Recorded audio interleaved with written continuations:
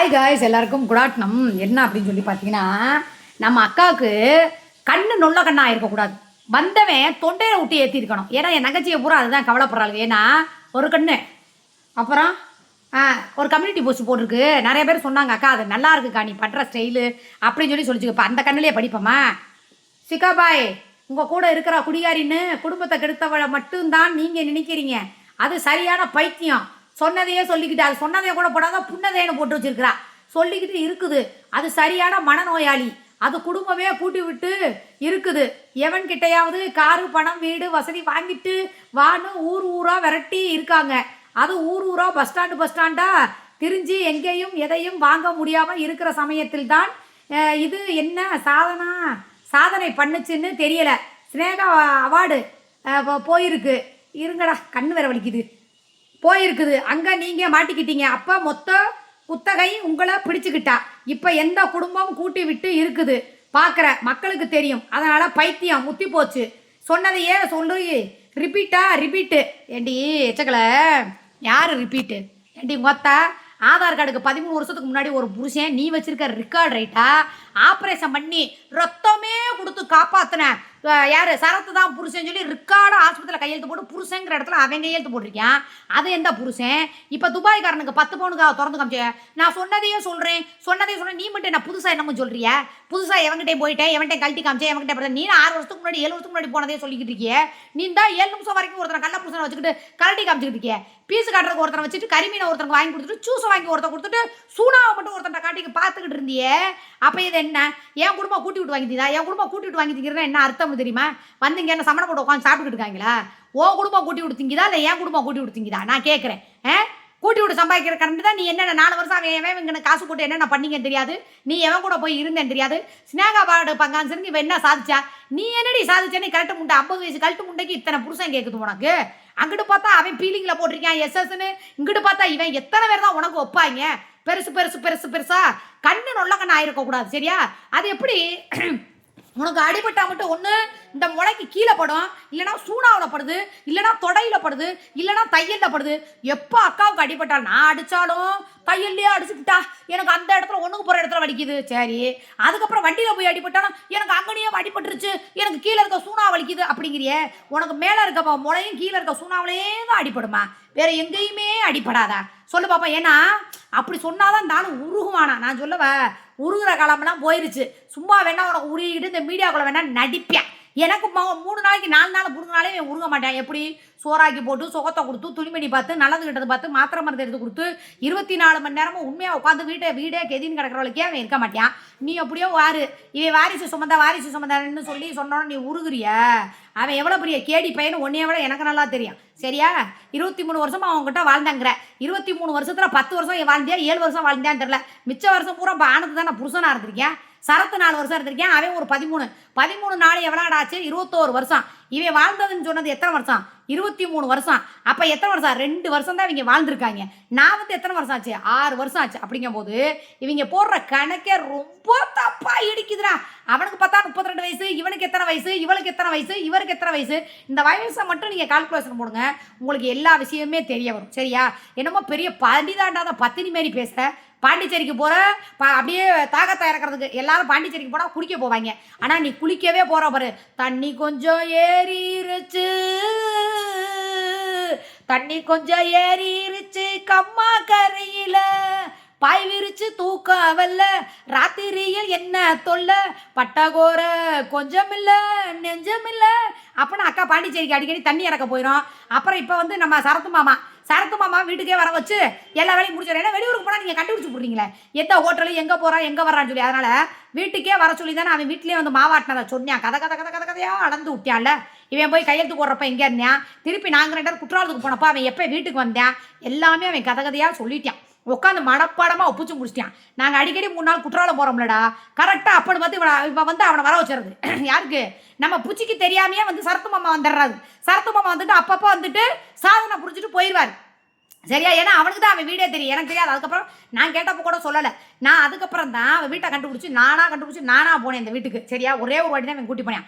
அந்த பாண்டிச்சேரியிலேருந்து வரும்போது கையெழுத்து போடுறக்க என்னமோ போயிட்டு வந்தான்னு நினைக்கிறேன். வெயில் எடுக்கிறதுக்கு போயிட்டு வரும்போது ஒரு வாட்டி காமிச்சோன்னே கரெக்டாக நோட் பண்ணிக்கிட்டேன். புரியுதா? நான்லாம் ஒரு வாட்டி பார்த்தாலே போதும் கண்ணில் கால்குலேஷன் போட்டுறேன். அப்படி இருக்கும்போது என்னமோ பண்ணுமோ எவங்கிட்டையுமே போகாத மாதிரி அப்படியே ஒருத்தனுக்காகவே வாழ்ற ஏடி எச்சக்கலை. நைட்டு காசு கட்ட சொல்லி அவனை சொல்லி அவன் காசு கட்டுறியான். அடுத்த நிமிஷம் பார்த்தா ரத்தம் ஒழுகுறதும் பேண்டேஜோடையும் கள்ள புருஷன் வந்து போட்டிருக்கான். என் பூச்சி 2 நாள் சாப்பிடாம கிடக்குது, இது நோகாமல் கிடக்குது. ஓ பூச்சி அங்கே வந்து கவலையில் காசும் கொடுக்க மாட்டேங்கிறான், எதுவும் பண்ண மாட்டேங்கிறான், கலட்டி காட்ட மட்டும் தான் உனக்கு வச்சிருக்கான். அப்போ சோறாக்கி போட்டு எல்லாம் வச்சுக்கிட்டு இருக்கிறவளுக்கு அவன் பார்க்க மாட்டானா? 2 நாளாக சோறு திங்காமல் இப்படி குடிச்சுட்டு கிடக்கிறாளேன்னு சொல்லி எனக்கு அக்கறை போட மாட்டானா? நான் கேட்குறேன், என்ன ஏன் கொடுத்த காசெல்லாம் காலி பண்ணிட்டீங்களா? ஊர் சுத்தா கொள்ளையடிச்சு வாயில் போட்டதெல்லாம் முங்கா போட்டு முடிச்சிட்டிங்களா? நான் கேட்குறேன். எப்படி தாண்டி உங்களுக்கு கொடுத்தாலும் பத்தாதாடி. ஆனால் நீங்களாம் எப்படி தெரியுமா, புணந்து நீ கழுக மாதிரி காசுன்னா போதும் மனுஷனை கூட புன மாதிரி திங்க ஆரம்பிச்சிருவீங்க. புரியுத? நான் உடனே என்ன சொல்லுவாங்க, நீ மட்டும் என்ன ரொம்ப யோக்கியமான. நான் யோக்கியம் இல்லாமல் நான் 4 காசு சேர்ப்பேன். இப்படி போய் 6 பட்டமாக உட்காந்துட்டு ஹோட்டலில் திங்கிறது எப்படி? ரம்ஜான் மாதம் உட்காந்துக்கிட்டு புரோட்டா திங்கிற மாதிரி நான் அன்றைக்கே சொன்னேன்னா, இவன் நோம்புன்னு சொல்லி புரோட்டா தின்னு வீடியோ போட்டாலா போடலையா? அப்போ என்ன ஆச்சு?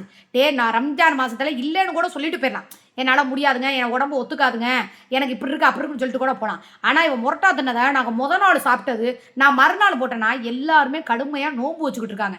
அந்த நேரம் பார்த்து நானே சாப்பிட்ற வீடியோ போடுறது, சாப்பாடு செய்கிறத ஏன் கொஞ்சம் யோசிக்கிறேன்னா, என்ன இருந்தாலும் இஸ்லாத்தில் இருக்கக்கூடிய சகோதரிகளும் நம்மளோட வீடியோ பார்ப்பாங்க.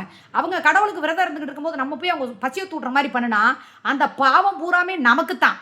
சரியா? அந்த பாவத்தை நம்ம எங்கே போய் தொலைக்கிறது சொல்லுங்க பார்ப்போம். அப்படிங்கும்போது உட்காந்துக்கிட்டு முச்சுக்கும் திங்கிறாடா. அப்புறம் அந்த அண்ணன் கடை ஓப்பன் பண்ணிச்சுன்னு சொல்லி ஏதோ பத்தியெல்லாம் காமிச்சுக்கிட்டு இருக்குது. இவன் உட்காந்து வாயில் இடத்தையும் போட்டுக்கிட்டே பேசிகிட்டு இருக்காடா. கேட்டால் நோம்புன்னா என்ன தெரியுமா? 4 to 5 மணிக்குள்ள நோம்பு துரத்துருவாங்க. அப்போ சாப்பிட்றதோட சகர சாப்பாடோட சரி, எச்சி கூட முழுங்க மாட்டாங்க.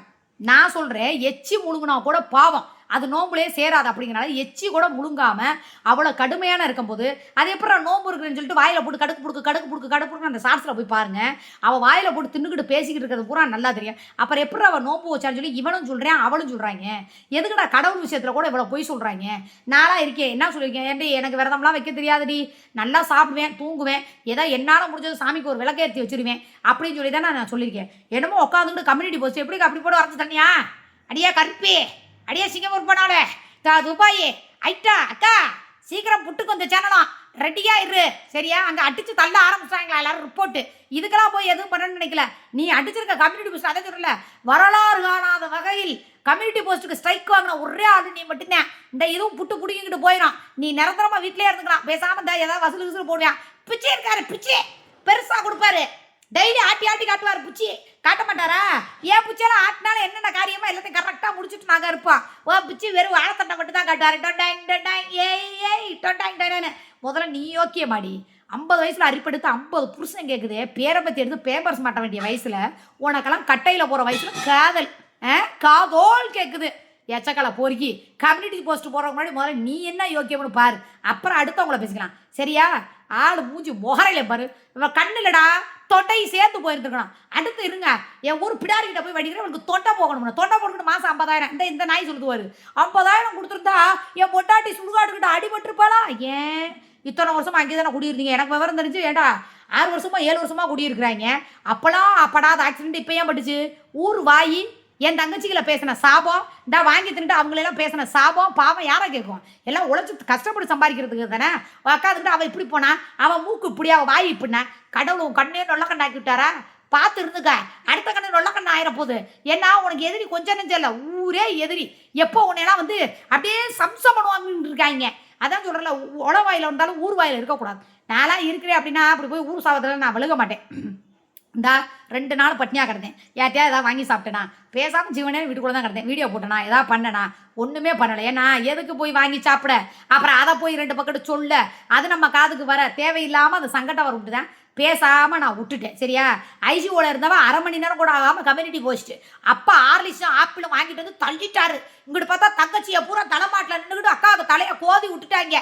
அப்படியே சொத்தம் உறுத்து எல்லாரும் வந்து ஓஹோ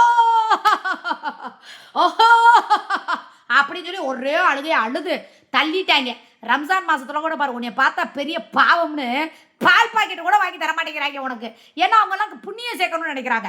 பாவம் ஒன்றை மாதிரி கேளவங்கிட்ட அவளை பார்த்தாங்கன்னு வச்சுக்கவே, அவங்க இருக்கிற அந்த நோப்பு பூரா வேஸ்ட்டாக போயிடும். அவ்வளோ ஒரு எச்சை, அவ்வளோ ஒரு பிச்சை, அவ்வளோ ஒரு தர்த்தரம். ஓ வீட்டு வாசப்படி மிச்சாலும் முதல்ல தர்த்தரம் சேர்த்து வந்துடும். அப்படித்தான் அடிக்கடி இப்போ வரப்போ எனக்கு தர்த்தரம்லாம் தலை வச்சு ஆட ஆரம்பிச்சிருச்சு. அதனால் என்ன சொல்கிறேன்னா, முதல்ல சீதேவி வீட்டுக்கு உண்டான வழியை பார். புரியுதா? மூதேவியை தான் உன் வீட்டுக்குள்ள மண்டி கிடந்து பேயெல்லாம் நான் தான் சொல்கிறேன் வெளியே சுற்றலை. உன் வீட்டுக்குள்ளே பேய் தான் சுற்றுது. பூரா பேயத்தான் வளர்த்து வச்சிருக்கேன். நாயை வளர்க்குறியோ இல்லையா, பேயை வளர்த்து வச்சிருக்கேன். முகரைய பாரு பிச்சைக்கார நாயை. கண்ணு சரியாகட்டும், கொஞ்சம் சும்மா இருறே. கண்ணு சரியாகட்டும் இப்படி படிக்கிற.